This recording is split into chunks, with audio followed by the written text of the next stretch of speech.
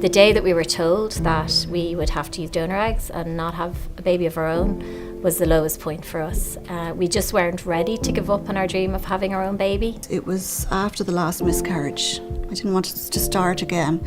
I just felt I had nothing left to give. Got married December 2012 and we were very excited to be parents. Yeah, we started trying for a baby straight away and assumed it would happen straight away. I got married on July 26, 2013 and pretty much wanted to start having a family immediately after we got married. Trying for about 6 to 8 months, nothing happening. In my head, you try everything and then if it doesn't work, you do IVF. That was always, to me, the way it was kind of promoted, I suppose. We felt with our IVF clinic that we weren't really listened to, and I had a lot of concerns that I didn't feel were being investigated. If we see couples with very complicated cases, for example, couples with long-standing infertility, multiple failed IVF, we can still get it to work for 1 out of every 3 couples, even in very complicated situations. You see, infertility is rather a symptom than a disease. Behind every symptom there should be a reason.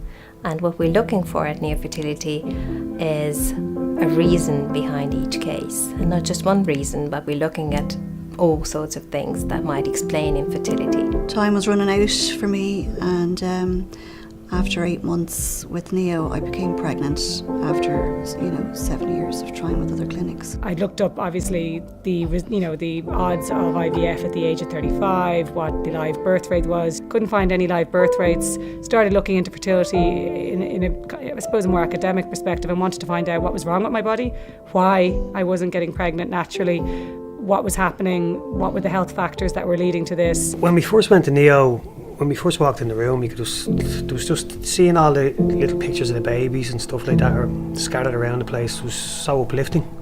It just kind of gave you this reassurance that it is possible and can be possible.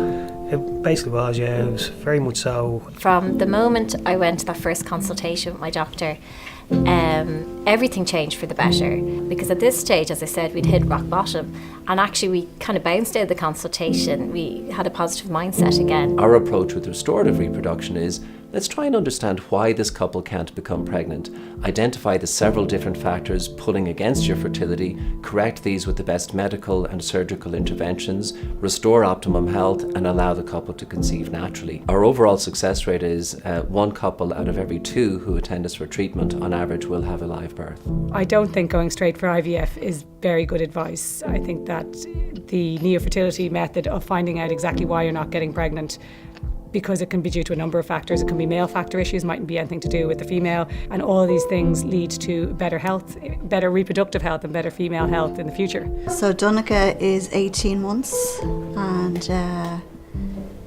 he was born in July 2017. Within 8 weeks of our first consultation with Dr. Boyle and Neo, we were pregnant with our son James. Right throughout the pregnancy, I was really supported, I was monitored, regular blood tests. Anytime I had a concern, I emailed or just phoned. That's what I found amazing, because I was nervous as a pregnant person because I had a history of miscarriage, and the care never stopped with Neo once I was pregnant. My treating doctor used to joke about me having a second baby after the first, and I didn't believe it at the first. I thought it was a miracle we had one, given our statistical probability. So when he talked about the second, I didn't really believe it, and then we were just so lucky to have her. I'm 43 now, I'm pregnant again, and after seeing Neo, there was 8 factors that were fixed. I wasn't a straightforward case by any means, but neofertility were able to identify and treat all of them pretty much straight away. They really looked after your health, the overall health of the woman. Despite the odds being against us with male and female fertility issues and a really low AMH on my side, we have had 2 children successfully in 4 years. My overall health, my awareness of my health and my well-being has significantly improved by being treated by neofertility. When I look at Isla and James, I just still can't believe they're here, and just think how lucky we are to have 2 beautiful, healthy children.